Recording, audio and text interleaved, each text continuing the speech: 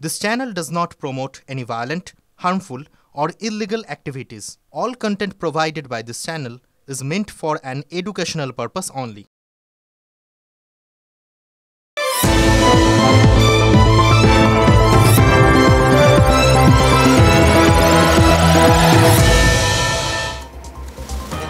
অনেক ভেবে দেখলাম আর বুঝলাম, কারণ ভাবা এবং দেখার সময় অ্যাটলিস্ট বাংলা বছরের এটাই তো শেষ দিন, নতুন একটা বছর আসছে, ফলে একটু দেখে নেওয়া বুঝে নেওয়াটা খুব জরুরি।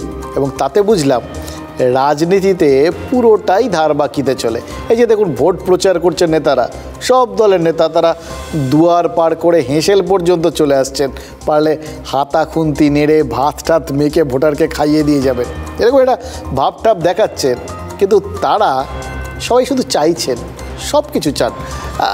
তাদের কাছে আপনি কিছু চান, ধরুন বললেন রাস্তা চাই, আলো চাই, কলের জল চাই, দেখবেন সব দলের নেতারাই আপনাকে বলবেন আমরাও ভোটটা চাই, আগে ভোটটা দিন, ভোটে জিতে গেলেই সব দেবো, এমনভাবে বলবেন, এমন কনভিন্সিংভাবে বলবেন যে আপনি বিশ্বাস করে ফেলবেন এবং আপনার মনে হতে শুরু করবে যে চাইলে চাঁদ এনে দিতে বললেও তারা সেই প্রতিশ্রুতিটা দিয়ে যাবেন, শুধু ভোটটা দিয়ে দিন, তারপর চাঁদ এনে দেবো।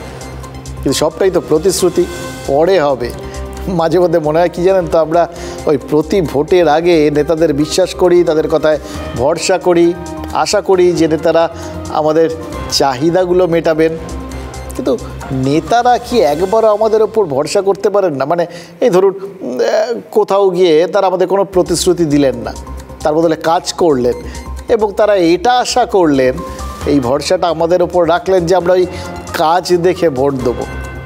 পরে দেখলাম তারা এটা পারেন, জানেন তো, চাইলে পারেন, রাজনৈতিক দলগুলো চাইলে সব পারে, আগে দিয়ে তারপর চাইতে পারে। এই আজ যেরকম বিভিন্ন স্কুলের প্রধান শিক্ষক শিক্ষিকাদের কাছে একটা হোয়াটসঅ্যাপ মেসেজ পৌঁছেছে, প্রত্যেক জেলার স্কুল পরিদর্শকের তরফে, মানে ডিআই-এর তরফে বার্তা পাঠিয়ে বলা হয়েছে যে আগামী সোমবার অর্থাৎ 15ই এপ্রিল সেদিন যেন মিড ডে মিলের মেনুতে মাংস, ভাত, পায়েস, মিষ্টি আর ফল থাকে। সরকার মানে স্কুল শিক্ষা দপ্তরের তরফে কোনো বার্তা যদি না আসতো, তাহলে ডিআইয়ের ঘাড়ে কটা মাথা যে স্বতঃপ্রণোদিত হয়ে এই মেসেজ পাঠিয়ে দেবেন সবাই মিলে? মনে তো হয় না সেটা। ভোটবিধি চালু রয়েছে, সরকারিভাবে নির্দেশিকা জারি না করে আনঅফিসিয়ালি কি রাজ্যের তরফে স্কুল পড়ুয়াদের নববর্ষের গিফট দেওয়া হলো?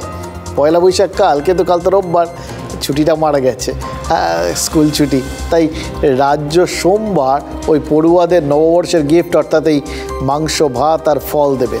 এবার কেউ বলতেই পারে যে এর মধ্যে রাজনীতির কী আছে, মিড ডে মিল তো চলছে, তার মধ্যে একটু মেনু বদল হলো, এই আর কি, এতে আর বাড়াবাড়ি করার কী আছে? কিন্তু বিরোধীরা বলছেন আছে, আছে, অনেক কিছু আছে, বিলক্ষণ আছে। এই যে মিড ডে মিলের দুর্নীতি নিয়ে তৃণমূল বেকায়দায় পড়েছে, সেই মিড ডে মিলের পাতে ভোটের ঠিক আগে নববর্ষের গিফট হিসেবে মাংস, ভাত এ সমস্ত দেওয়াটা, এটা বিরোধীরা ওই রাজনীতি হিসেবেই দেখছেন। যতই আনঅফিসিয়ালি বিষয়টা ম্যানেজ করার চেষ্টা হোক, বিরোধীরা বলছেন এই প্রচেষ্টা নাকি আসলে এই ভোট প্রচারেরই অঙ্গ এবং জনতার মন জয়ের কৌশল। যদি একটা নির্দিষ্ট দিনে স্কুল পড়ুয়াদের একটু ভাত মাংস খাওয়ানো হয়, তাতেও যাদের গায়ের জ্বালা হয়, তাহলে খুব মুশকিলের ব্যাপার। যদি মিড ডে মিলের সঙ্গে একদিন মাংস দেওয়া হয়, মাংস খাওয়ানোর জন্য একটা নির্দেশ দেওয়া হয়, তাতে কি সমস্যা আছে? বাচ্চারা খাবে, যারা মাংস খায় তারা ভালোভাবে খায়। মিড ডে মিলের মাধ্যমে ভোট কেনার চেষ্টা করা হচ্ছে, যে বাচ্চাদেরকে খাইয়ে মাথায় হাত বুলিয়ে যদি মায়ের বাবাদের ভোট পাওয়া যায়। কেউ যদি অতিরিক্ত অর্থ বরাদ্দ না হয়, তাহলে মাস্টারমশাইরা দিদিমণিরা কোথা থেকে করবে?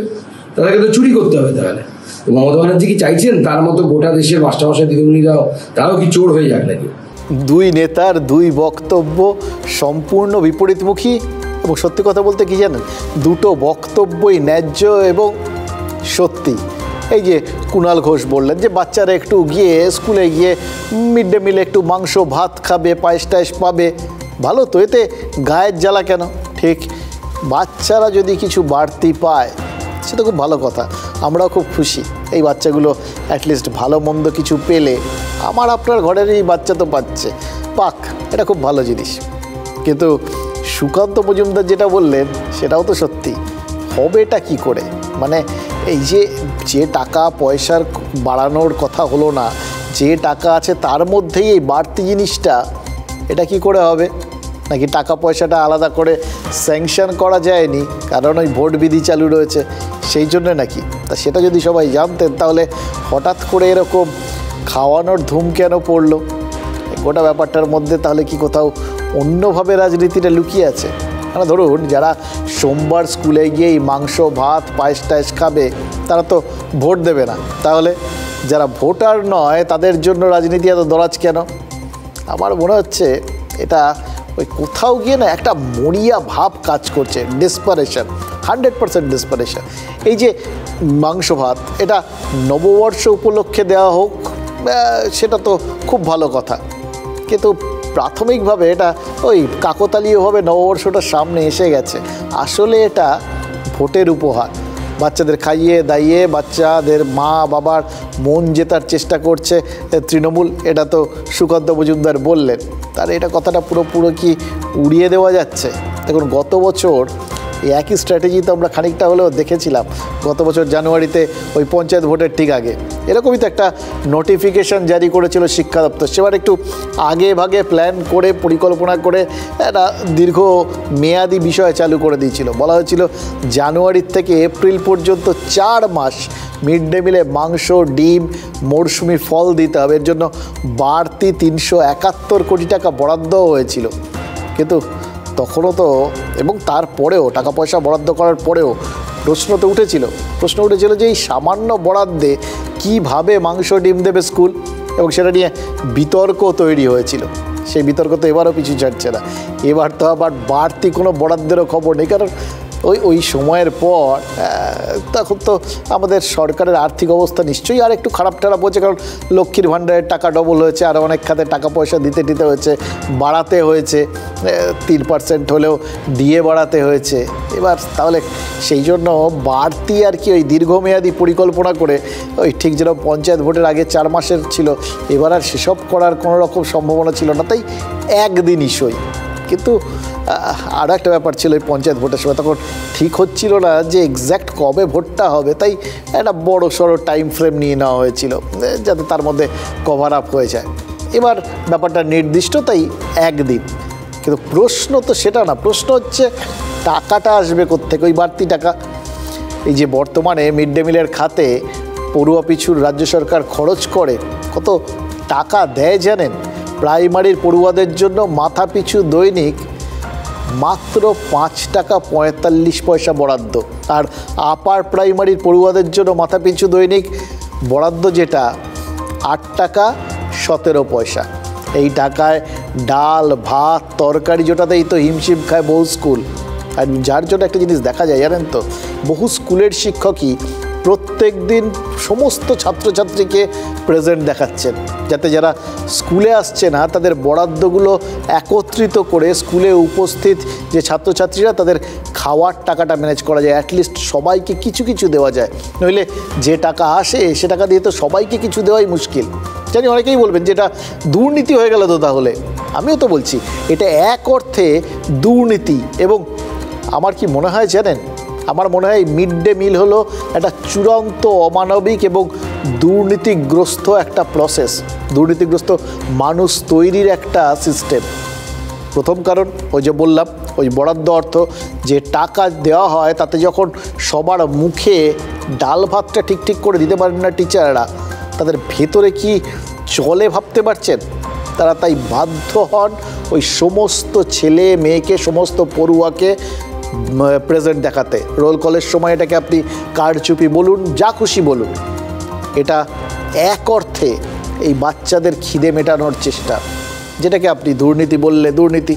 আর যদি মনে করেন একটা অত্যন্ত মানবিক সিদ্ধান্ত, তাহলে তাই। এই দুর্নীতিকে সমর্থন করতে রাজি আছি। এবার আসি কেন মিড ডে মিল সিস্টেমটাকে অমানবিক মনে হয় সেই কথায়। দেখুন, স্কুলে মিড ডে মিল দেওয়া হয় ক্লাস 8 পর্যন্ত, অথচ একই স্কুলে তো ক্লাস 9, 10, কোনো স্কুলে 11, 12 পড়ুয়ারাও পড়ে। অনেক টিচারের সাথে কথা হয়েছে জানেন তো, তাদের একটা অদ্ভুত ভেতরে কি ধর্মসংকট যাকে বলে তাই হয়, অদ্ভুত বিবেকের দংশনে তারা ভোগেন। ছোট ভাই বোনেরা যখন মিড ডে মিল খায়, তখন ওই ক্লাস 9, 10, 11, 12-এর ছেলে মেয়েগুলো, বিশেষ করে যদি একটু ওই ডিম মাংস টাংস হয়, একই রকম পরিবার থেকে তো আসে, একই রকম নিডি ফ্যামিলির ছেলে মেয়ে বেশিরভাগ, তারা চারপাশে ঘুর করে, জানেন তো, খেতে ইচ্ছে করে। আর নিচু ক্লাসের পড়ুয়াদের পাতের দিকে তাকিয়ে থাকে আর দেখেন সেটা ওই শিক্ষক শিক্ষিকারা বুকে পাথর চাপা দিয়ে দেখেন তাদের ভেতরে কি চলে ভাবুন তো। এবং তারা একটা সময় বলেছেন আমায়, জানেন তো, যে ইচ্ছে করে মাঝে মধ্যে নিজেদের পকেট থেকে টাকা দিয়ে এদের জন্য কিছু কিছু খাওয়ার ব্যবস্থা করি।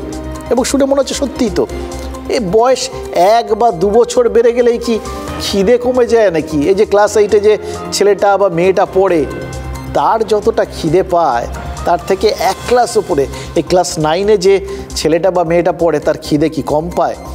উঁচু ক্লাসের যে পড়ুয়া আগামী সোমবার স্কুলে যাবে, সে যখন দেখবে নিচু ক্লাসের ছেলে মেয়েগুলো একটু মাংস ভাত খাচ্ছে, তখন তার কেমন লাগবে? তার খেতে ইচ্ছে করবে না? বুঝতে পারছেন কেন বলছি যে এটা একটা অমানবিক সিদ্ধান্ত? দেখুন, সরকার দিচ্ছে অত্যন্ত মানবিক সিদ্ধান্ত, অবশ্যই সমর্থনযোগ্য। সরকারের এই ভালো কাজকে সমর্থন করতে বিন্দুমাত্র দ্বিধা নেই, কিন্তু একটু বিবেচনা বোধটা বাড়িয়ে আরেকটু বাড়িয়ে দেওয়া যেত না?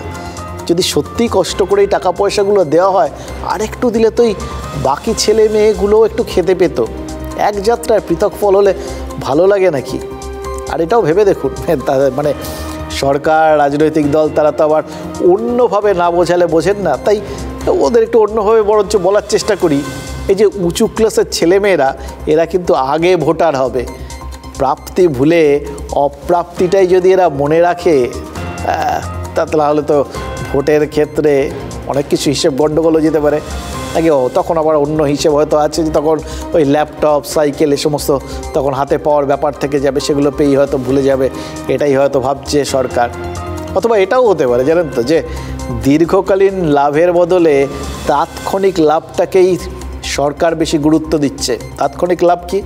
ওই এই ছেলে মেয়েদের বাবা মায়েরা, তারা প্রভাবিত হয়ে, যে কজন প্রভাবিত হন, খুশি হন, ছেলে মেয়ে ভালো মন্দ খেতে পেল তো, তাই ভেবে যদি তারা অন্তত ভোটের বাক্সে সরকারকে মনে রাখেন, তাহলে ভোটের আগে এই যে তৃণমূল সরকারের এই ডেসপারেশন, তার ফলটা আলটিমেটলি কী হবে বলুন তো?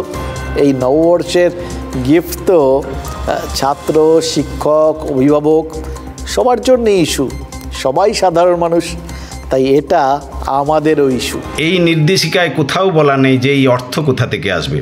বিভিন্ন বিদ্যালয় এই যে মেনু রেডি করবে, তারা কোথা থেকে পাবেন সেই অর্থ? সামান্য পরিমাণ অর্থ বরাদ্দ থাকে। আমরা দাবি করছি যে শুধু একদিন নয়, যাতে প্রতিদিন ছাত্রছাত্রীরা তাদের পুষ্টিকর আহার দেওয়া যায়, তার জন্য বরাদ্দ বাড়ানো হোক। ছাত্রছাত্রীরা প্রত্যেকেই পুষ্টিকর আহার পাক, আমরা চাই। সারাটা বছর ধরে যে মিড ডে মিলের যে খাবারটা দেওয়া হয় এবং তাতে যে পুষ্টি যেটা পাওয়ার কথা ছাত্রছাত্রীদের, সেটা পায় না আর কি। তাহলে সে ব্যাপারে সরকারের মাথা ব্যথা থাকে না কেন? হঠাৎ করে নির্বাচনের আগে একদিন, হঠাৎ করে পয়লা বৈশাখে ঘটা করে মাংস ভাত, ফ্রাইড রাইস এসব খাওয়ানোর ব্যবস্থা। আচ্ছা, এটা যদি ডেসপারেশন হয়, একটা মরিয়া ভাব হয়, তাহলে মরিয়া ভাবটা কোন জায়গায় পৌঁছেছে জানেন? ওই ডিআইদের হোয়াটসঅ্যাপ মেসেজে পরিষ্কার করে বলে দেওয়া হয়েছে যে মিড ডে মিলে মাংস, পায়েস, মিষ্টি টিষ্টি খাওয়ানোর পর সব স্কুলকে 2টো করে ছবি পাঠাতে হবে। ছবি কিসের জন্য? ওই নির্দেশ মতো খাওয়ানো দাওয়ানো হলো কিনা সেটা দেখার জন্য, নাকি ভোটের আগে এই পড়ুয়াদের পাতে কি কি ভেট দেওয়া হলো সেটা প্রচারের জন্য? ডেসপারেট না হলে এরকম বার্তা তো দেওয়ার কথা নয়। অবশ্য ডেসপারেশন শুধু কি স্কুল শিক্ষায়, মিড ডে মিলের পাতে? নেতারা তো মনে হচ্ছে এখন চরম ডেসপারেট, চরম মরিয়া। আজ সকালে প্রচারে বেরিয়েছিলেন অধীর চৌধুরী, প্রচার সেরে বাড়ি ফেরার পথে তার সাথে স্থানীয় এক যুবকের বচসা বেঁধে যায়। ইদানিং আমরা দেখছি লোকজন প্রশ্ন করছে রাজনৈতিক নেতা বা প্রার্থীদের হাতের সামনে পেলে টেলে আর কি, সরাসরি প্রশ্ন করছে, নিজেদের মনের কথা বলছে। সব কথা যে শুনতে ভালো লাগছে এরকম নয়, কিন্তু প্রার্থী তো তারা বা রাজনৈতিক নেতা, যা করেছেন তার পরিপ্রেক্ষিতেই সাধারণ মানুষ প্রশ্ন তুলবে, এটাই তো স্বাভাবিক। তারা তাই করছেন, তারা কোথাও জবাব দিচ্ছেন, কোথাও এক রকম আচরণ করছেন। তো এক্ষেত্রে ওই স্থানীয় যুবকের সঙ্গে অধীর চৌধুরীর নাকি বচসা বেঁধে গেছিল, এবং তৃণমূল তারা আবার ওখানে কাছাকাছি একটা সিসি ক্যামেরার ফুটেজ জোগাড় করে তাদের সোশ্যাল মিডিয়া পেজে আপলোড করে দিয়েছে। তাতে দেখা গেছে যে ওই যুবকের সঙ্গে বহরমপুরের ওই কংগ্রেস প্রার্থী অধীর চৌধুরীর তর্কাতর্কি হচ্ছে এবং তৃণমূল দাবি করছে যে ওই অধীর চৌধুরী নাকি ওই যুবককে ধাক্কা মেরেছেন, চড় মেরেছেন। খানিকটা দেখাটাকাও যাচ্ছে কী করেছেন, আমরাও দেখতে পাচ্ছি, আপনারাও দেখতে পাচ্ছেন। এবার অধীর চৌধুরীর পাল্টা যুক্তি হচ্ছে অকারণে বহরমপুরে ভোটের আগে সন্ত্রাসের পরিবেশ তৈরির চেষ্টা হচ্ছে। ভোটারের মনে ভয় জাগাতে নাকি তৃণমূল বিরোধী প্রার্থীদের হুমকি দিচ্ছে। কারণ যাই হোক, যার জন্যই 7 সকালে এই রাস্তায় তর্কাতর্কিটা শুরু হোক, বোঝা যাচ্ছে গরম শুধু প্রকৃতি নয়, এই রাজনৈতিক নেতাকর্মীরাও প্রচণ্ড গরম হয়ে রয়েছেন এবং এই গরম ওই ডেসপারেশনের ফল, মরিয়া ভাব ভেতরে ভেতরে যে ফুটছে সেটারই ফল। এবং তারা এতটাই মরিয়া, তাদের রক্ত টকবক করে ফুটছে। বাড়ি ফিরে যাচ্ছি হঠাৎ করে গঙ্গার ধার থেকে, এই হঠাৎ করে চিৎকার, গো ব্যাক গো ব্যাক, তার সঙ্গে কতগুলো গালাগালি। আমি বিরক্তি না, কি হয়, কি বলছো বলো? নির্বাচন করা তোমাদের অধিকার আছে, আমাদের অধিকার আছে, কি বাদামি হচ্ছে এগুলো? কি বলছে বলো? আপনি 5 বছর কিছু করেননি, বস 5 বছর কি বলছে বুঝাচ্ছেন। একবারে চুল্লু খেয়ে উল্লু হয়ে পরিষ্কার পরিচ্ছন্ন হবে তৃণমূল নেতাদের নির্দেশে আদেশে বাধা দেওয়ার মধ্যে দিয়ে বার্তা দেওয়া বহরমপুরবাসীকে যে আমরা মস্তান, ভোট থেকে আপনারা বিরত থাকুন। 1, 2 নম্বর, কংগ্রেস করা চলবে না। প্রদেশ কংগ্রেস সভাপতি বিজেপির পোষ্যপুত্র অধীর চৌধুরী আজ যেভাবে প্রকাশ্য দিবালোকে তৃণমূল কংগ্রেস কর্মীকে নিগ্রহ করেছেন, গায়ে হাত দিয়েছেন, আমরা তীব্র নিন্দা করছি। এই আচরণ প্রমাণ করে দিচ্ছে তারা কোন সংস্কৃতিতে বিশ্বাস করেন। এই আচরণ প্রমাণ করে দিচ্ছে তারা মানসিক অবসাদে আছেন, দিশাহীন জায়গায় আছেন। আচ্ছা, দুটো জিনিস তো আমরা এতদিনে পরিষ্কার বুঝে গেছি। বিরোধী দল সব সময় তাদের যারা বিরোধী, মানে নর্মাল বিরোধীরা শাসককে আর শাসকরা তারা বিরোধীদের, তাদের লোকজন সবসময় বিরোধী পক্ষকে কোথাও গিয়ে প্রশ্নের মুখে ফেলবেন, কোথাও গিয়ে বিভিন্ন আওয়াজ টাওয়াজ দেবেন।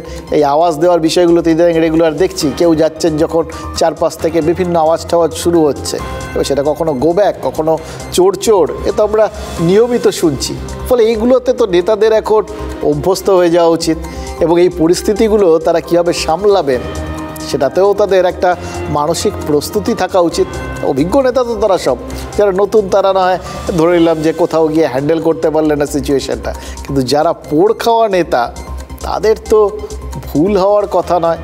কি করবেন কে এবং তার পরিপ্রেক্ষিতে তার ব্যবহারটা কীরকম হবে, নাকি আসলে কোথাও গিয়ে মানুষের সঙ্গে একটা বেসিক দূরত্ব রাখতেই সব দলের নেতাই অভ্যস্ত হয়ে গেছেন। সাধারণ মানুষ কাছাকাছি আসা চলবে না, তারা তাদের মতো বলবেন, তাদের মতো করবেন, তাদের মতো প্রতিশ্রুতি দিয়ে চলে যাবেন।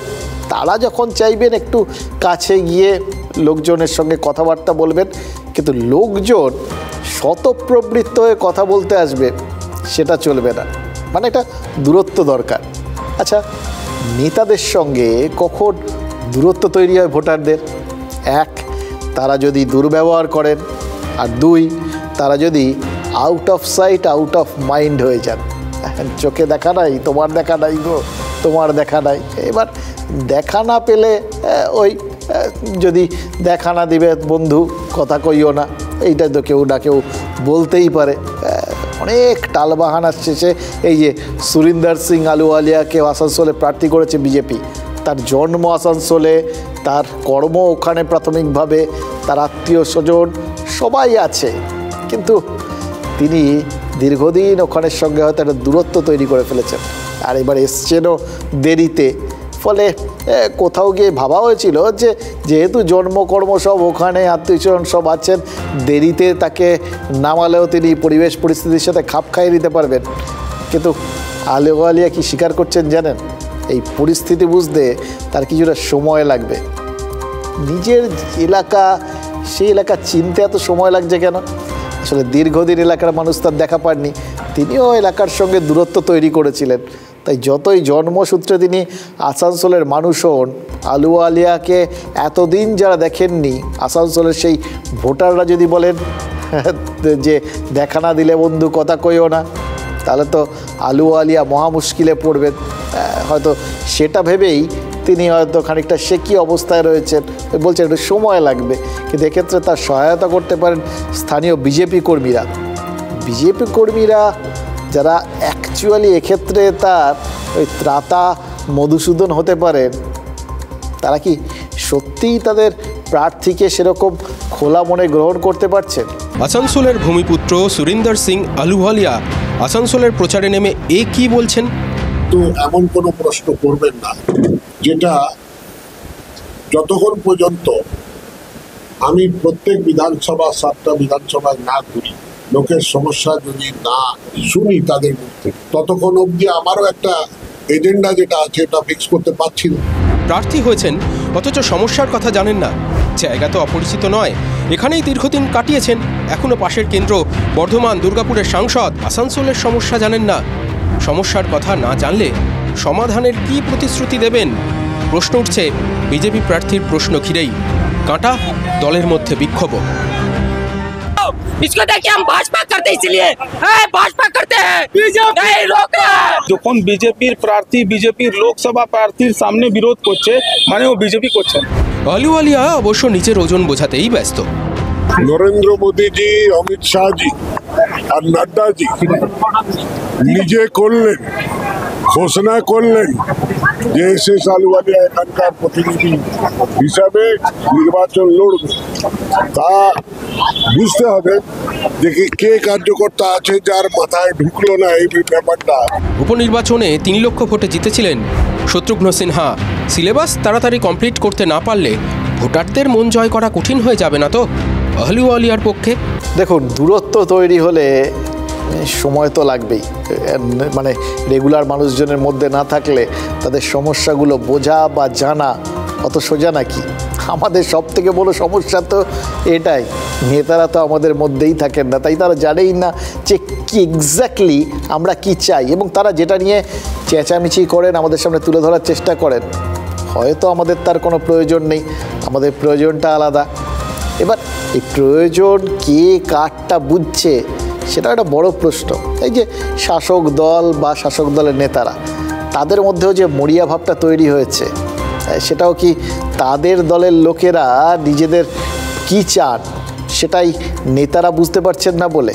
মানে ডেসপারেশনটা কি নিজেদের লোকেরাই তৈরি করে দিচ্ছেন? সেরকমই তো মনে হচ্ছে। গতকাল রাত 8টায় কলকাতা উত্তরের তৃণমূল প্রার্থী সুদীপ বন্দ্যোপাধ্যায়ের পার্টি অফিসে গিয়ে ধর্নায় বসে পড়েছিলেন এক কাউন্সিলর। না, বিরোধী দলের কেউ নন, ধর্নায় যিনি বসেছিলেন তিনি 49 নম্বর ওয়ার্ডের তৃণমূল কাউন্সিলর মোনালিসা বন্দ্যোপাধ্যায়। এবার মোনালিসা যে ধর্নায় বসবেন বলেই গিয়েছিলেন তাও কিন্তু নয়। তার একটা অভিযোগ ছিল যে সুদীপ ব্যানার্জির একদল অনুগামী নাকি তাকে উত্ত্যক্ত করছেন। তারই বিচার চেয়ে তৃণমূল সাংসদের সাথে দেখা করতে চেয়েছিলেন মোনালিসা। এটা তো খুব স্বাভাবিক বিষয়। তিনি কোথাও গিয়ে মনে করেছেন ঊর্ধ্বতন নেতার সঙ্গে দেখা করবেন, করতেই পারেন, যেতেই পারেন। কিন্তু সুদীপবাবু দেখা না করায় নিজের অনুগামীদের নিয়ে সেখানেই ধর্নায় বসে পড়েন তিনি। ভাবুন, কাউন্সিলরও সাংসদের দেখা পাচ্ছেন না বলে ধর্নায় বসছেন। এই ছবিটাকে প্রতীকী হিসেবে যদি ধরেন তাহলে ভাবুন তো ভোটারদের অবস্থাটা কীরকম। সে যাই হোক, রাত্রে গোটা বিষয়টা বুঝে সুদীপবাবুর স্ত্রী স্থানীয় বিধায়ক নয়না বন্দ্যোপাধ্যায় তিনি মোনালিসার সঙ্গে দেখা করেন, কথাবার্তা বলেন। কিন্তু মোনালিসা সাফ বলে দেন, সাংসদের সাথে দেখা না করে অবস্থান ছেড়ে উঠবেন না। একজন মহিলা কাউন্সিলর সারা রাত ওই পার্টি অফিসেই বসেছিলেন, এবং তারপরেও যেটা সব থেকে বেশি ইম্পর্টেন্ট, তার দলেরই সাংসদ আসেননি, একজন প্রতিনিধি পাঠিয়েছিলেন, তাতে চিড়ে ভেজেনি। শেষমেশ সকালে সুদীপ ব্যানার্জির সাথে মোনালিসার কথা হয়, আর তারপর আজ সকাল 11টা নাগাদ অবস্থান তুলে নেন মোনালিসা, এবং তিনি জানিয়েছেন যে তিনি আশা করছেন এবার সমস্যাটা মিটে যাবে। এত সহজে কি সব সমস্যা মিটে যায়? অথবা সত্যিই এত সহজে সমস্যাগুলো মিটে যায়, কিন্তু তাহলে সমস্যাগুলো তৈরি হয় কেন? এই প্রশ্নটা কি খুব সহজ? এই ধর্নায় কি ধারণা তৈরি হলো বলুন তো? আমরা মানুষের পাশে দাঁড়াতে এসেছি। আমাদের মাননীয় মুখ্যমন্ত্রী সবসময় মানুষের কাজের কথাই বলেছে। সবার পাশে দাঁড়াতে বলেছে, কিন্তু সেই জায়গায় মনে হচ্ছিল কোনো একটা জায়গায় যেন বাধা সৃষ্টি হচ্ছে। একজন মহিলা কাউন্সিলর হয়ে যদি এই অভিযোগ করেন তৃণমূল কংগ্রেসের নেতাদের বিরুদ্ধে, তাহলে চিন্তার বিষয়। তাহলে তৃণমূল কংগ্রেসের নেতারা বা তৃণমূল কংগ্রেস দলটা মহিলাদেরকে কতটা সম্মান করে বোঝা যাচ্ছে। আমি তো দলের ক্ষতি করতে এখানে বসিনি, দলের ভালো করতেই বসেছি। আজকে 49-এর যদি ভোট সংখ্যা কমে যায় তখন দলেরই তো ক্ষতি হবে, তখন কাউন্সিলরকে তো বলা হবে কেন এরকম ভোট সংখ্যাটা হলো। নিশ্চয়ই কিছু এরকম ঘটনা ঘটছে যেটা কিনা ভোটের ওপর প্রভাব পড়বে 49-এর। আমি তো সবার কথা বলতে পারি না, অন্য ভোটের। মোনালিসা যে ধর্নায় বসে, তো অনেকে ধর্নায় বসছে না, কিন্তু এই ক্ষোভ 60টি ওয়ার্ডেই ক্ষোভ, কোথাও প্রেসিডেন্ট ওয়ার্ডের, নয় কাউন্সিলর, এ ক্ষোভ রয়েছেই। নিশ্চিতভাবে অবাঞ্ছিত ঘটনা যে দলের কাউন্সিলর, বিশেষ করে মহিলা কাউন্সিলরকে কিছু অভিযোগ নিয়ে দলের দপ্তরে গিয়ে ধর্নায় বসতে হচ্ছে, এটা অবাঞ্ছিত ঘটনা। কিন্তু এরপরে আমাদের সভাপতি, প্রার্থী, সাংসদ সুদীপ বন্দ্যোপাধ্যায় তার সঙ্গে কথা বলেছেন এবং কথার মাধ্যমে বিষয়টি সমাধান হয়েছে। মোনালিসার কথাটা খুব গুরুত্বপূর্ণ। 49 নম্বর ওয়ার্ডে ভোট যদি কমে যায়, আগের থেকেই তিনি কি কোনো ইঙ্গিত দিয়ে রাখলেন, নাকি আগের থেকেই অজুহাত খাড়া করে রাখলেন? এটাও অন্যভাবে দেখলে সুদীপবাবুর অনুগামীরা হয়তো সেরকমই মনে করবেন, তারা সেরকমই বলছেন অনেকেই। কিন্তু তাপস রায় বলছেন আরও মোনালিসা আছেন যারা সুদীপ ব্যানার্জির বিরোধী। কলকাতা পুরসভার 60টা ওয়ার্ড কলকাতা উত্তর লোকসভা কেন্দ্রের মধ্যে। তাপসবাবু কি আশায় রয়েছেন যে সুদীপ বিরোধী তৃণমূল কাউন্সিলররা সবাই মিলে এরকম নিজের ওয়ার্ডে ওই যে ভোট কমার আশঙ্কা করবেন, অথবা তার লিডটা বাড়িয়ে দেবেন? যারা মোনালিসার মতো মুখ খোলেননি তারা মৌন থেকেই কি মুখর হবেন? মাসখানেক আগেই কিন্তু সুদীপবাবুর বিরুদ্ধে সব থেকে বেশি মুখর হয়েছিলেন তৃণমূলের রাজ্য সম্পাদক কুণাল ঘোষ। সুদীপবাবুকে বড় শাহজাহান বলতেও তার মুখে বাঁধেনি। পরে অবশ্য সুদীপবাবুর বাড়িতে গিয়ে চাটা খেয়ে এসছেন, আপাতত সন্ধি চলছে। কিন্তু তাপসবাবু তিনিও তো তোপ টোপ দেখেছিলেন। তার আর সুদীপবাবুর যে সন্ধি হওয়ার নয়, হচ্ছেও নয়, সেটা তো এখন পরিষ্কার মানে কি, এটা তো এখন শিলমোহর পড়েই গেছে। কারণ আজ এখন তিনি ওই কলকাতা উত্তরই সুদীপবাবুর বিরুদ্ধে বিজেপির প্রার্থী, এবং সুযোগ পেয়েই আজ আবার কামান দেখে দিয়েছেন। তাপসবাবু বলেছেন যে কলকাতা উত্তরে সুদীপ লয়ালিস্ট না হলে তৃণমূল করা যায় না, মানে সুদীপ বন্দ্যোপাধ্যায়ের অনুগামী না হলে তৃণমূল করা যায় না। এমনকি মমতা বন্দ্যোপাধ্যায়ের অনুগামী, অভিষেক বন্দ্যোপাধ্যায়ের অনুগামী হলেও নাকি চলবে না, সুদীপ বন্দ্যোপাধ্যায়ের অনুগামী হতেই হবে। আচ্ছা, শুধু নবীন প্রবীণেই দলে তো কনফিউশনের চূড়ান্ত, এর মধ্যে আবার তৃতীয় পক্ষের অনুগামী মানে নয়া লয়ালিস্টরা যদি হাজির হয় তাহলে তো সাড়ে সর্বনাশ। সবচেয়ে বেশি উনি সমালোচনা করেন তৃণমূলের, মমতা ব্যানার্জির, অভিষেকের তো মানে একদম চরম বিরুদ্ধে। সুদীপ ব্যানার্জি ভয়ঙ্কর বিরুদ্ধে, কি বলে আর কি বলে না। বিজেপি নেতৃত্ব অত কট্টর সমালোচনা বা ওই রকম ওই লেভেলে সমালোচনা করেনি। আমরা বিশ্বাস করি না যে আমাদের দলের কেউ এ ধরনের কাজ করেছেন। এটা অবিশ্বাস বা বিভ্রান্তির পরিস্থিতি তৈরি করার জন্য বিরোধী দলের প্রার্থী এই ধরনের মন্তব্য করেছেন। তবে এক্ষেত্রে আপনারা দয়া করে যার ক্ষেত্রে করেছেন অভিযোগটা, যাকে, আমার মনে হয় তিনি কন্ট্রাডিক্ট করলে কন্ট্রাডিকশনটা যথাযথ মান্যতা পাবে। নো কমেন্টস, আমি যা বলার 4 তারিখে সন্ধ্যে 6টায় বলবো। এতদিন যা হয়েছে তার উপর আমার একটা অভিজ্ঞতার কথা আর ভোটের ফলের কথা। তাপস রায় বললেন বিজেপি নেতাদের চেয়েও কর্কশ সুরে সুদীপ বন্দ্যোপাধ্যায়, মমতা বন্দ্যোপাধ্যায় এবং অভিষেক বন্দ্যোপাধ্যায়ের সমালোচনা করেন। দেখুন, তাপস রায়কে কিন্তু এখন আর ঘরশত্রু বলা যাবে না, কারণ তিনি তৃণমূল ছেড়ে এখন বিজেপিতে, উত্তর কলকাতায় সুদীপ বন্দ্যোপাধ্যায়ের প্রতিপক্ষ। কিন্তু কুণাল ঘোষ তিনি তো খাতায় কলমে এখনও তৃণমূলের রাজ্য সম্পাদক। যতই তিনি মুখপাত্র পদের মতো ওই রাজ্য সম্পাদকের পদ থেকেও ইস্তফা দিতে চান, তৃণমূল নেতৃত্ব সেই ইস্তফা তো এখনও সরকারিভাবে গ্রহণ করেনি। তার মানে কুণাল ঘোষ এখনও তৃণমূলের রাজ্য সম্পাদকই আছেন। অথচ তার দলের প্রার্থী সুদীপ বন্দ্যোপাধ্যায়কে বিরোধী প্রার্থী তাপস রায় আক্রমণ করছেন দেখেও কুণাল ঘোষ তেমন জোরালোভাবে প্রতিবাদ করলেন কই, বা করার মতো পরিস্থিতি কি নেই? মাঝে মধ্যে মানে লোকে অবশ্য ভেবে বসেন যে যারা মুখপাত্র সত্যিই তাদের কাজ দলকে ডিফেন্ড করা, কিন্তু যদি সবাই এরকম পরিস্থিতির সৃষ্টি করে দেন যেখানে মুখপাত্রেরও অ্যাকচুয়ালি বলার কিছু থাকে না, তাদের তো অস্বস্তিতে পড়তে হয়। সেরকমই কি পরিস্থিতির সৃষ্টি করে দিয়েছেন এক্ষেত্রে সাংসদ, দেখা না করে এত দূর জলটা গড়াতে দিয়ে? এবং সেই জন্যই কি কুণাল ঘোষ বললেন যে যার বিরুদ্ধে এই আক্রমণ তিনিই এ বিষয়ে ভালো বলতে পারবেন। অর্থাৎ পাল্টা বক্তব্য, পাল্টা আক্রমণের জায়গায় বলেছেন, বিরোধীদের দিকে তীর ছুঁড়েছেন একটা, কিন্তু আসলে কোথাও গিয়ে গোটা বিষয়টার মধ্যে একটুখানি এড়িয়ে যাওয়ার বিষয় রয়েছে। অস্বস্তিটা স্পষ্ট, বোঝাই যাচ্ছে যে লোকসভা ভোটে উত্তর কলকাতায় তৃণমূলের মাথা ব্যথা কতটা। তৃণমূলের দুই মাথা মানে শীর্ষ নেতৃত্ব এই মুহূর্তে উত্তরবঙ্গ নিয়ে ব্যস্ত রয়েছেন, কারণ প্রথম আর দ্বিতীয় দফায় উত্তরবঙ্গেই ভোট রয়েছে। আজ মুখ্যমন্ত্রী উত্তরবঙ্গ থেকে কলকাতায় ফিরেছেন জাস্ট একদিনের জন্য, নববর্ষ উপলক্ষে কালীঘাট মন্দিরে পুজো দিয়ে আবার আগামীকালই তার চালসায় ফিরে যাওয়ার কথা। সুতরাং বুঝতে পারছেন উত্তরের মাথা ব্যথাটা কত বেশি। ধূপগুড়ি, ময়নাগুড়ি, জলপাইগুড়ি, গত 13-14 দিন ধরে তো আমি উত্তরবঙ্গেই আছি এবং আজকে যাচ্ছি, কারণ আমি মা কালী বাড়ি থেকে পুজো দিই পয়লা বৈশাখের আগে, পরে আমি কালকে আবার চলে আসবো। এরপরে আগামী দিনও আমার এখানে 14 তারিখ কাল বিকেলেও আমি চালসায় একটা শুভ নববর্ষের ছোট্ট সাংস্কৃতিক প্রোগ্রাম করবো। এই যে প্রায় ডেলি প্যাসেঞ্জারি করার মতো ঘন ঘন কলকাতা থেকে উত্তরবঙ্গ ট্রাভেল করছেন মমতা বন্দ্যোপাধ্যায় আর অভিষেক বন্দ্যোপাধ্যায়, কখনো ঝড়ে বিধ্বস্ত জলপাইগুড়ির মানুষের দরজায় ছুটে যাচ্ছেন অভিষেক, দুর্গতদের সাথে কথা বলছেন, রাজ্য সব রকম সহযোগিতা করবে বলে প্রতিশ্রুতি দিচ্ছেন।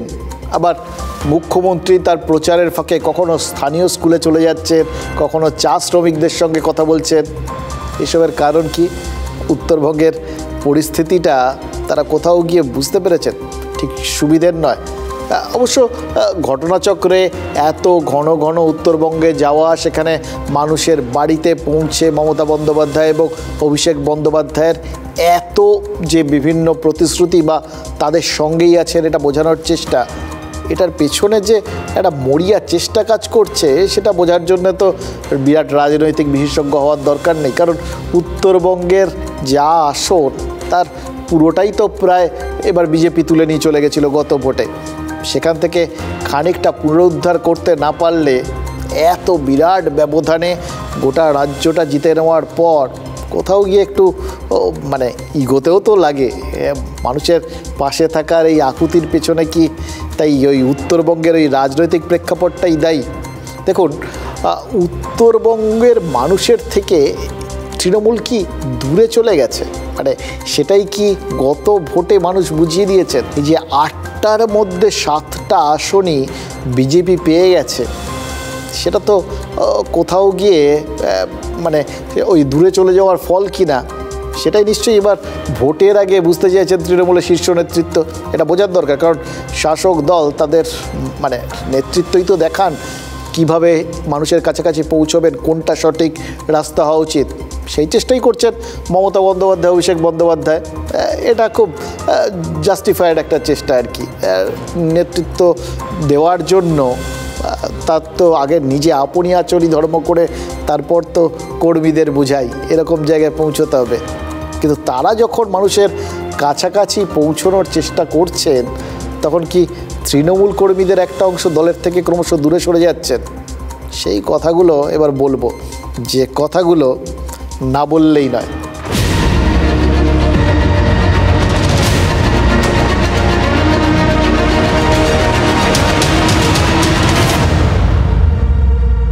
দেখুন, বালুরঘাটের তৃণমূল প্রার্থী বিপ্লব মিত্র বিজেপির রাজ্য সভাপতি সুকান্ত মজুমদারের বিরুদ্ধে লড়ছেন। 2019-এর নির্বাচনে ব্যবধান ছিল ওই 33,000 ভোটের মতো। এবার সেই সময় কথা হয়েছিল যে ওই কোথাও গিয়ে কেউ দলের স্থানীয় নেতাদের মধ্যে তারা একটুখানি দূরত্ব বজায় রেখেছিলেন, তাই জন্য সুকান্ত মজুমদারের জেতার পথটা সুগম হয়ে গেছিল। বিপ্লব মিত্র তিনি কোনখানে কোন অবস্থানে ছিলেন তখন, সে যাই হোক, কিন্তু এবার বিপ্লব মিত্র নিজেই প্রার্থী, তিনি তো আসলে হারা আসনে সেই অর্থে লড়তে নেমেছেন, যদিও তিনি ভীষণ আত্মবিশ্বাসী সব প্রার্থী হন, কিন্তু তাকে আগে ওই 1030 ভোটের গ্যাপ পূরণ করতে হবে, তারপর জেতার ব্যবধান বাড়াতে হবে, মাইনাস থেকে জিরোয় পৌঁছে তারপরে প্লাস করার কাজটা এটা কঠিন। কিন্তু আরও কঠিন ওই যে কেউ দূরে গিয়ে বসে থাকেন, সেই দূরে বসা লোকেদের কাছে নিয়ে আসা, বিশেষ করে উত্তরবঙ্গের মতো চ্যালেঞ্জিং জায়গায়, সেটা যে কোনো তৃণমূল প্রার্থীর জন্য কিন্তু বেশ কঠিন কাজ। বিপ্লব মিত্র যতই এলাকায় দাপুটে নেতা বলে পরিচিত হন, হোম গ্রাউন্ডে তাকেও তো কোথাও গিয়ে একটা মরিয়া প্রচেষ্টা করতে হচ্ছে। এই ডেসপারেশনটা কিন্তু তার কথায় ধরা পড়ে যাচ্ছে। দলীয় কর্মীদের নিয়ে এক বৈঠকে বালুরঘাটের তৃণমূল প্রার্থী বলেছেন, এবার ভোটে যে জায়গায় তৃণমূল লিড পাবে না সেই এলাকার প্রধান, পঞ্চায়েত সদস্য বা পঞ্চায়েত সমিতির সভাপতি, এমনকি বিধায়ককেও পরদিন পদত্যাগ করতে হবে। আচ্ছা, এটা আর্জি না হুঁশিয়ারি না হুমকি নাকি ওই দূরত্ব কমানোর চেষ্টা? যদি আপনার এলাকাতে ভোট কম আসে, আমাদের মূল সেনাপতি এখন অভিষেক ব্যানার্জি, তিনি বলে গিয়েছেন, আর সেদিন আমাকে মমতা ব্যানার্জি আলাদা করে বলে দিলেন, যদি কোনো এমএলএ হোক, জেলা পরিষদের মেম্বার হোক, পঞ্চায়েত সমিতির সভাপতি হোক, প্রধান হোক, উপপ্রধান হোক বা সহসভাপতি হোক, যার এলাকাতে ভোট কম হবে তাকে সরে যেতে হবে পদত্যাগ করে, তার আর পদে থাকা চলবে না। ওটাই তো এখন বাকি আছে, আর কেউ মেনে নিচ্ছে না তো। এই যে একটা পরিবার, গঙ্গারামপুরের একটা পরিবারই সব খাবে, সব করবে, আর বাদবাকি সবাই প্রজা হয়ে থাকবে, ওনারা রাজা, বাদবাকি জেলার সব তৃণমূল নেতারাও প্রজা। দেখুন, ভোটের আগে বুথ সংগঠনের ওপর জোর দিচ্ছে তৃণমূল আর বিজেপি। লক্ষ্য সেটা কি? ওই দূরত্বটা কোথাও গিয়ে কমিয়ে নিয়ে আসা। বুথটাই তো ওই সাধারণ মানুষের সব থেকে কাছে পৌঁছানোর জায়গা, তাই না? আলটিমেটলি তো ওখানেই মানুষ পৌঁছবে। ফলে সেইখানটায় মানুষ যাতে বুথে এবং তারপর গিয়ে ওই ভোট যন্ত্রে তাদের প্রতীক থেকে দূরত্ব বজায় না রাখেন, সেটাই তো মূল টার্গেট তৃণমূল আর বিজেপি। প্রধানমন্ত্রী বিজেপির বুথ কর্মীদের উৎসাহিত করতে বলছেন যে বিজেপি কর্মীরা তাদের পোলিং বুথে দলকে লিড দেবেন, আসলে লোকসভায় তারাই দলকে জেতাবেন। এটা অন্য মার্গদর্শন আর কি। বিরাটভাবে একটা বৃহত্তর পরিস্থিতির ছবি এঁকে বা বৃহত্তর সাফল্যের ছবি এঁকে সেই সাফল্যের ভাগিদার যে একদম তৃণমূল স্তরের বুথ কর্মীরা, এই বলে একটু বুস্ট আপ করার চেষ্টা, চাগানোর চেষ্টা এই বুথ স্তরের কর্মীদের। কিন্তু তৃণমূল তারা বুথ কর্মীদের তাতে কিন্তু যে স্ট্র্যাটেজি নিয়েছে তাতে বোঝা যাচ্ছে তারা এ ব্যাপারে আরও বেশি মরিয়া।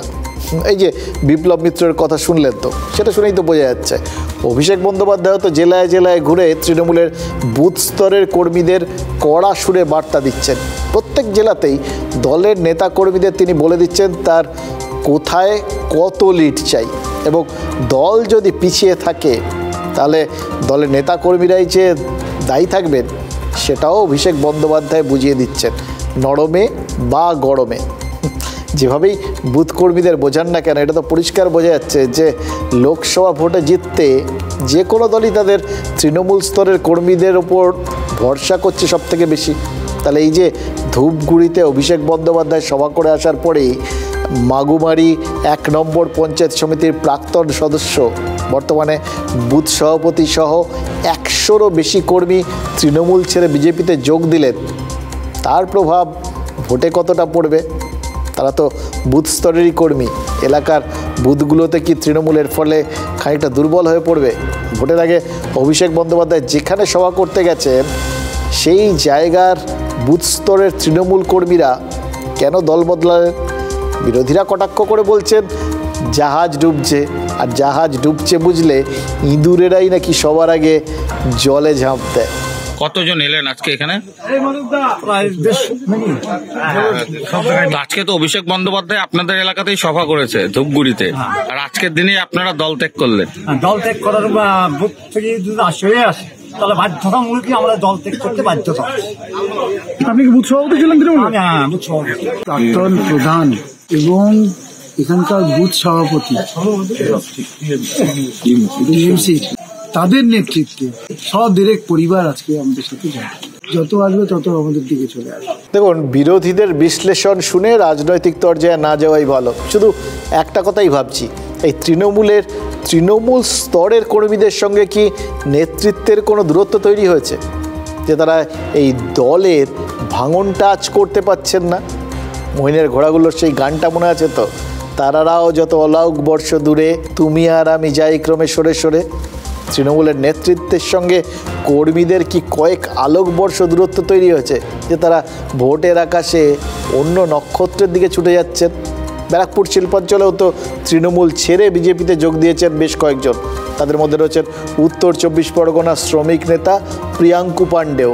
তবে ব্যারাকপুরের বিজেপি প্রার্থী অর্জুন সিং অবশ্য ওই প্রিয়াঙ্কুর দলবদলের থেকেও সংখ্যালঘু তৃণমূল কর্মীদের দলত্যাগে বেশি খুশি হয়েছেন বলে মনে হচ্ছে, জানেন তো। কারণ এই সংখ্যালঘু ভোট ব্যাঙ্কটা তৃণমূলের একটা বড় ভোট ব্যাঙ্ক, এটাই তো সবাই জানেন।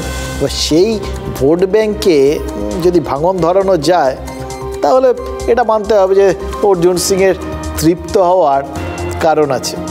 আমরা ওকে দিয়ে রাজনীতিক থেকে সাংগঠনিক প্রত্যেকটা ব্যাপারে কাজে লাগাবো। কয়েকশো সমর্থক ওর জয়েন করেছে সঙ্গে। ডাঙ্গা থেকে মাইনরিটি ভাইরা প্রায় 26 জনকে রাহানাতে জয়েন করিয়েছি। আমি আশা করব মাইনরিটি ভাইরা যে তৃণমূল কংগ্রেসের একটা মোহ ছিল, সে মোহ ভঙ্গ হচ্ছে। তৃণমূল কংগ্রেস দলটা হচ্ছে মেলা। যেরকম মেলাতে মানুষ যায়, কেউ ফুচকা খায়, কেউ চাট খায়, কেউ ঘুগনি খায়, কেউ ঝুলা ঝুলে এনজয়মেন্ট করার জন্য যায়, সেরকম হচ্ছে তৃণমূল কংগ্রেস দলটা। মেলা লেগেছে তৃণমূল কংগ্রেসের দলে, লোক আসছে, এনজয়মেন্ট করছে, তোলা তুলছে, মজা নিচ্ছে, আর দেখবেন মেলাটা উঠে যাবে, তখন তৃণমূল কংগ্রেস দলটা শেষ হয়ে যাবে। বিজেপিদের সাথে যোগাযোগ আছে, সরিয়ে দিয়েছে দল।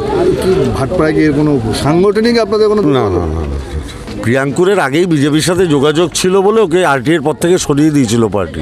বলছে ওর যে ওয়াইফ আছে কাউন্সিলর, সেও বিজেপিতে যোগদান করুক, কোনো অসুবিধা নেই, এটা আমাদের ধরার মধ্যে ছিল। দল ভাঙলেও ব্যারাকপুরের তৃণমূল প্রার্থী তার মানে বিন্দুমাত্র গা করছেন না, গোটা ব্যাপারটা পাত্তাই দিচ্ছেন না। হয়তো পার্থভৌমিক জয়ের ব্যাপারে এমনই আত্মবিশ্বাসী হয়ে রয়েছেন যে কে গেল কে থাকলো তা নিয়ে ভাবনা চিন্তাই করছেন না। কিন্তু যাদের সর্বস্ব যাচ্ছে, ঘরবাড়ি, দোকান, বাজার সব যারা হারাচ্ছেন, যারা প্রাণ বাঁচাতে এদিক ওদিক ছুটে বেড়াচ্ছেন, তারা কি পার্থভৌমিকের মতো এতটা ভাবলেশীন থাকতে পারছেন? নাকি তাদের এই পরিস্থিতিটা, মানে নেতারা যেভাবে নিচের তলার ভাঙনের খবর রাখছেন না, প্রাকৃতিক ভাঙনেও আলটিমেটলি মানুষ যে কীভাবে অসহায় হয়ে পড়ছে, এই ভোট নিয়ে এত বেশি ব্যস্ত না, মানুষের প্রতিনিধি হওয়ার জন্য নেতারা এত ব্যস্ত না, তারা খেয়াল রাখতেই পারছে না, খবরই রাখছেন না, নেতারা ভাবলেশীন। তাই মুর্শিদাবাদের শামশেরগঞ্জে গঙ্গার ভাঙন ক্রমশ ভয়াবহ হয়ে উঠছে। কয়েকদিন ধরেই একটু একটু করে আমরা দেখছিলাম যে এই জিনিসটা হচ্ছিল, সেটা অনেক বড় আকার নিয়েছে। জায়গা জমি হারাচ্ছেন এই শামশেরগঞ্জের মানুষ। ভোটের আগেই হঠাৎ করেই অবশ্য তাদের ওপর নজর পড়েছে, জানেন তো, নেতাদের। এই ভাঙনটাও হঠাৎ করে মনে হচ্ছে যে এটা তো একটা ভালো রাজনৈতিক একটা অস্ত্র হতে পারে। কারণ মানুষের পাশে দাঁড়ানোর জন্য নেতারা এখন কজ খুঁজছেন, কারণ খুঁজছেন। মানুষের পাশে দাঁড়াতে সারা বছর এতদিন ধরে যারা কারণ খুঁজে পান না, তারা এখন ছোটোখাটো কারণ দেখলেও ঝাঁপিয়ে পড়ছেন। এটা যদি আগে তারা খুঁজতেন, তাহলে হয়তো এই মানুষগুলো এইরকম পরিস্থিতিতে পড়তো না। অথবা আমাদের ভাবনাটাই ভুল, মানুষগুলো যদি এরকম পরিস্থিতিতে না পড়তো, তাহলে কি রাজনৈতিক দলগুলো দেখাতে পারতো যে তারা আসলে কতটা আন্তরিক, কে বেশি আন্তরিক এই ভাঙন সমস্যা মেটাতে? এত প্রমাণে ধুম লেগে গেছে। আরেকটা ইন্টারেস্টিং পয়েন্ট আছে, জেলাটা মুর্শিদাবাদ হলেও শামশেরগঞ্জ জায়গাটা মালদা দক্ষিণ লোকসভার মধ্যে পড়ে এবং দীর্ঘদিন ধরেই ওই কেন্দ্রটা কংগ্রেসের দখলে। এবার সেক্ষেত্রে অভিযোগ কি, কংগ্রেস সাংসদ আবু হাশেম চৌধুরী তিনি ভাঙন সমস্যা মেটাতে কটা গা করেননি কখনোই, নেতারা আর কবে করেছে। তাই এবারের ভোটে মালদা দক্ষিণের বিজেপি প্রার্থী শ্রীরূপা মিত্র চৌধুরী বলছেন যে তারা জিতলে ভাঙনের বিপদ থেকে বাঁচবে শামশেরগঞ্জ। কিন্তু শামশেরগঞ্জের মানুষ তাদের এই অতীত অভিজ্ঞতার নিরিখে জানেন যে ভোটের আগে আমাদের ইস্যুগুলো মেটাতে নেতারা যতটা আগ্রহ দেখান, ভোট মিটে গেলে সেই আগ্রহটা ধরে রাখতে পারেন না। ওই গঙ্গার ভাঙনের মতোই তাদের প্রতিশ্রুতিগুলো ভেঙে চুরচুর হয়ে পড়ে যায়। মুর্শিদাবাদের শামশেরগঞ্জের পাশ দিয়ে বইছে গঙ্গা। পাখির চোখে দেখলে চোখে পড়বে গঙ্গা গিলে খাচ্ছে। শামশেরগঞ্জের মাটি ঝুপঝুপ করে ঝরে পড়ছে নদীর জলে। নেতারা তো আসবেও,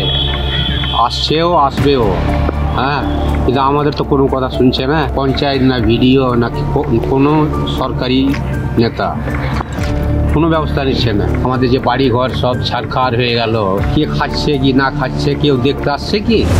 ভোট এসেছে, ভোটের সময় পরিযায়ী পাখির মতো নেতারা এসেছেন, পরিদর্শন করে গেছেন মুখ্যমন্ত্রীও। কিন্তু শামশেরগঞ্জের কপাল যে কে সেই। ভাঙন ঠেকাতে বস্তা পড়েছে নদীর পাড়ে। গ্রামের মানুষ বস্তা খুলে দেখেছেন বস্তা ভর্তি মাটি। কেন শামশেরগঞ্জের সমস্যা মেটে না?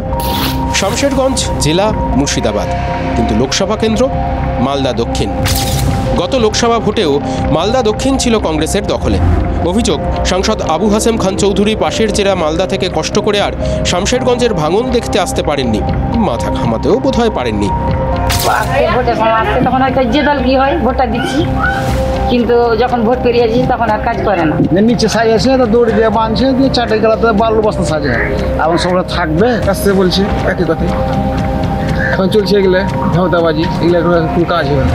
ফলে ভাঙন নিয়ে রাজনীতি হচ্ছে জাঁকিয়ে। মালদা দক্ষিণের এবারের প্রার্থী ঈশা খান চৌধুরী আর বিজেপির প্রার্থী ত্রিরূপা মিত্র চৌধুরী আঙুল তুলছেন পরস্পরের দলের দিকে। 10 বছরে এই এলাকায় কাজ করছি, কিন্তু আমি আমাদের সম্মানীয় ইলেক্টেড রিপ্রেজেন্টেটিভ, সম্মানীয় সাংসদ, তাকে আমরা এখনো পর্যন্ত কোনোদিন ভাঙন এলাকায় কোনো কাজ করতে দেখিনি। জেপি তো এখানে বড় টাকা দেয় না, বোল্ডারের কাজের জন্য দেয় না। তার জন্য একটা বিতর্ক চলছে রাজ্য সরকারের মধ্যে আর কেন্দ্র সরকারের মধ্যে যে কে কাজ করবে। সাংসদ না হয় পাশের জেলায় থাকেন, সাংসদ না হয় কংগ্রেসের, কিন্তু শামশেরগঞ্জের বিধায়ক তো তৃণমূলের। গঙ্গা ভাঙনের জন্য 100 কোটি টাকার কাজ শুরু হয়েছে। 85টা পরিবারকে 1 কাঠা করে জায়গা দেওয়া হয়েছে। এলাকার মানুষ তাতে এই কাজ দেখে অনেক খুশি আছে তৃণমূল সরকারের প্রতি। প্রদেশ কংগ্রেস সভাপতি বহরমপুরের কংগ্রেস প্রার্থী অধীর চৌধুরী আবার পাল্টা প্রশ্ন তুলছেন। হাস্যস্কর রাজ্য তৃণমূলের, হাস্যস্কর। কোনোদিন তারা পার্লামেন্টে তোলেও না এইসব বিষয়ে। ভোট আসে ভোট যায়, নেতা আসে নেতা যায়, দিন বদলায় না। শামশেরগঞ্জ আরও ভাঙনের অপেক্ষায় দিন গুনে। দেখুন, আমরা চাই বা না চাই, পোকামাকড় যেভাবে আলোর দিকে ছোটে, রাজনীতিও সেরকম বিপদ আছে যেন ধর্মের দিকে ছোটে। এর আগে আমরা দেখিয়েছিলাম যে ইফতার পার্টিতে দেরিতে পৌঁছনে কীরকম বিক্ষোভের মুখে পড়েছিলেন হাওড়ার তৃণমূল প্রার্থী প্রসূন বন্দ্যোপাধ্যায়। আমরা দেখিয়েছিলাম ইফতারে রাজনীতিকে অ্যাকসেপ্ট করতে পারেননি হাওড়ার মানুষ। আর আজ শুনলাম কদিন আগে রাজনীতির টানাটানিতে বর্ধমানের একটা মন্দির ধুয়ে মুছে চকচকে করে দেওয়া হয়েছে। পূর্ব বর্ধমানের কুরমুনে গাজন মেলাটা খুব বিখ্যাত, বহু মানুষ এই মেলায় যান। ভোটের মুখে যেখানে ভিড় সেখানে তো নেতারা ছুটবেন, সেটাই তো স্বাভাবিক। তাই বর্ধমান দুর্গাপুর লোকসভার ওই মেলাতে বিজেপি প্রার্থী দিলীপ ঘোষ গেছিলেন। মেলার মাঠের পাশে মন্দিরেও গেছিলেন বিজেপি প্রার্থী। আর তিনি ঘুরে আসার পর ওই মন্দির চত্বর নাকি কয়েকজন ধুয়ে মুছে সাফ করেছেন। বিজেপির দাবি তৃণমূল রাজনীতি করছে। আমরা রাজনীতি বুঝি না, আমরা শুধু ভাবছি এই রাজনীতির চক্করে হোক আর যে কারণেই হোক, এই মন্দিরগুলো যদি এভাবে নিয়মিত সাফ সুতরো হয়, কেউ যদি একটু ধুয়ে মুছে সাফ টাফ করে, তাহলে ক্ষতি কি? সব দলই, এক দল অন্য দলের জন্য করুক, কারণ সব নেতাই তো দেখছি নিয়মিত বিভিন্ন মন্দির টন্দিরে গিয়ে মাথার কুটছেন। আর এই মন্দিরগুলো চারপাশের কি অবস্থা দেখেছেন? তাই একটু সবাই একজন গেলে আরেকজন গিয়ে ধুয়ে দিলেন, খারাপ নয়, কিন্তু চকচকে তকতকে থাকবে। এটাকে দেখেছিলেন না ওই বিধানসভা চত্বরে তৃণমূল বিধায়করা ধর্ণা দেওয়ার পর সেই জায়গাটা কীরকম ঘোড়া ঘোড়া গঙ্গা জল ঢেলে ধুয়ে দিচ্ছেন বিজেপি নেতারা। অর্থাৎ ধোয়াধুয়ির রাজনীতিটায় সব দল সমান সক্রিয়। তাই যদি সব জায়গাতে এরকম একইভাবে একে অন্যের জায়গাগুলো ধুয়ে টুয়ে দেন, চারপাশটা কিন্তু বেশ পরিষ্কার পরিচ্ছন্ন লাগবে। এই পূর্ব বর্ধমানের কুরমুনের এই ঘটনাতেও কিন্তু রাজনীতির যোগটা এড়িয়ে যাওয়ার জো নেই। যে মন্দিরে দিলীপ ঘোষ গেছিলেন, সেই মন্দির সংলগ্ন মাঠের গাজনের মেলায় চলছে রাজ্য সরকারের বিভিন্ন প্রকল্পের প্রচার। এতদিন যে মেলার আকর্ষণ ছিল এই ধরুন রামায়ণ মহাভারত বা বিভিন্ন পৌরাণিক গল্প টল্প, এগুলোই চারপাশে লাগানো টাকানো থাকতো আর কি, সেই মেলাকে তৃণমূল প্রচারের হাতিয়ার করেছে বলে বিরোধীরা দাবি করছেন। সমাজের মানুষকে সচেতন করার জন্য, এবং তারা তো পাচ্ছে বলেই তাই, তার জন্য এটাকে অ্যানাউন্সমেন্ট হিসাবে করা হয়েছে। কারণ মানুষ পাচ্ছে, রাজ্য সরকার যে আমাদের মমতা বন্দ্যোপাধ্যায় তৃণমূল পার্টি সে ক্ষমতায় আছেন, সে উন্নয়ন করছেন, তার জন্যই আছে, ব্যাস, এর বাইরে আর কিছু না। একটি প্যান্ডেলের মধ্যে বিভিন্ন বাবা মহাদেবের মূর্তি রয়েছে, আর তার নিচে কিছু মানুষের মূর্তি করে সেই মূর্তির গলায় ঝোলানো রয়েছে বিভিন্ন তৃণমূল কংগ্রেসের প্রকল্প, খাদ্যসাথী বা অন্যান্য বিভিন্ন রকম সাথীশ্রী প্রকল্প, যেটা কাম্য নয়। কারণ হিন্দু ধর্মের দেবদেবীর পুজোকে কেন্দ্র করে তারা যেভাবে রাজনৈতিক প্রচার চালাচ্ছে, এর থেকে বোঝা যাচ্ছে যে তৃণমূলের দেয়ালে পিঠ থেকে গেছে। যদি করো বাড়াবাড়ি, বাজেয়াপ্ত হতে পারে সাধের বাড়ি। না, এটা কেউ লেখেননি, জাস্ট বলেও নি, মনে হলো তাই বললাম আর কি। হয় না মাঝে মধ্যে কিছু কথা মনের মধ্যে চলে আসে, তবে মনে যখন হলো তার পিছনে কোনো কারণ যে নেই তা তো নয়, কারণ তো আছেই, বলতে তো হবেই। কালকেই রেশন দুর্নীতি মামলায় তৃতীয় অতিরিক্ত চার্জশিট জমা দিয়েছে ইডি। সেই চার্জশিটটাই খুঁটিয়ে খুঁটিয়ে দেখছিলাম, আর তখনই ওই বাড়াবাড়ি আর বাড়ির কথাগুলো মনের মধ্যে চলে এলো। জ্যোতিপ্রিয় মল্লিকের বোলপুর আর সল্টলেকে যে দুটো বাড়ি ছিল, সে দুটোই বাজেয়াপ্ত করে নিয়েছে ইডি। এবার বোলপুরের বাড়িটার নাম মনে আছে তো? দোতারা। পার্থ অর্পিতার ওই অপার দেখার পর জ্যোতিপ্রিয়র দোতরা নামের বাড়ি নিয়েও কম জল্পনা তো ছড়ায়নি। তবে এই সম্পত্তি ছাড়াও মোট 48টা সম্পত্তি বাজেয়াপ্ত করা হয়েছে। ভাবুন তো, যে ডাকাবুকো মন্ত্রী গ্রেপ্তার হওয়ার পর বলেছিলেন 7 দিনে বেরিয়ে আসবেন, আজ 6 মাস হতে চলল, তিনি বেরোতে তো পারলেনই না, উল্টে তার সাধের 3টে বাড়িও বাজেয়াপ্ত হয়ে গেল। লোককে ঠকানোর সম্পত্তি, বেআইনি সম্পত্তির পাহাড় গড়েছে তৃণমূলের নেতারা, ওগুলো অ্যাটাচ করারই কথা। মমতা ব্যানার্জির প্রশাসন প্রশ্রয় দিয়েছে, কিন্তু কখনো এই লুঠের সম্পত্তি আমরা ছেড়ে দেবো না। এই লুঠের সম্পত্তি সব মানুষ আইনানুগ বন্দোবস্ত নেবে। ইডি অ্যাটাচ করেছে, আরো অনেক অ্যাটাচ করা বাকি। খালি দুবাই নয়, শারজা নয়, থাইল্যান্ড, মালয়েশিয়া, সিঙ্গাপুর নেতারা প্রায় যায়, দেখবেন সবার টাকা ওখানে আছে। আমার তো মনে হয় ইডির কাছে খাতাও এসে গেছে, কার অ্যাকাউন্টে কোথায় কত টাকা আছে, যেটা মাননীয় প্রধানমন্ত্রী বলেছেন 6 জুনের পরে সব হিসাব শুরু হবে। জ্যোতিপ্রিয় মল্লিকের বেলায় ইডির নাম এনফোর্সমেন্ট ডিরেক্টরেট, আর প্রফুল প্যাটেল আর অশোক চৌহানের বেলায় ইডির নাম হয়ে যায় ইলেকশন ডিউটি। তাই জ্যোতিপ্রিয় মল্লিকের প্রপার্টি বা বাড়ি সিজ করেছে আইন মোতাবিক করলে আমার কোনো বক্তব্য নেই, কিন্তু এই ইডি নোটিশ পাঠিয়েছিল অশোক চৌহান। 300 কোটি টাকার জন্য যদি জ্যোতিপ্রিয় মল্লিকের বাড়ি সিজ হয়, 3100 কোটি টাকার জন্য কি হওয়া উচিত? বিজেপির এমপি করে দেওয়া উচিত। কদিন আগে বিজেপির এমপি হয়ে গেছে। কদিন আগে আদালতে শেখ শাহজাহান একটা আবেদন জানিয়েছিলেন। তার আর্জি ছিল ইডি সন্দেশখালীতে তার যে বাড়িটা সিল করে রেখেছে, সেই বাড়িতে তার স্ত্রী এবং পরিবারের অন্য সদস্যদের থাকতে দেওয়া হোক। জানি না কতদিন ইডি শাহজাহানের বাড়িটা সিল করে রাখবে, বা সেই বাড়ি ব্যবহারের অনুমতিটা কতদিন পর পাবে শাহজাহানের পরিবার, এটাও জানি না। কতদিন জ্যোতিপ্রিয় মল্লিকের বাড়িটা এই কেন্দ্রীয় তদন্তকারীরা বাজেয়াপ্ত করে রাখবেন। কিন্তু একটা কথা জানতে খুব ইচ্ছে করছে, জানেন নেতারা কি বুঝতে পারছেন মাথার ওপর ছাদ না থাকলে কেমন লাগে? নেতায় তো মাস্তুতো ভাই, তাই বলছি বাকিরা একটু দেখে বা ঠেকে কোনোভাবে শিখবেন কি? নেতাদের মতো করে এই ব্যাপারে কোনো গ্যারান্টি দিতে পারছি না, কারণ নেতারা তো আলটিমেটলি আমাদের মতো করে ভাবেন না।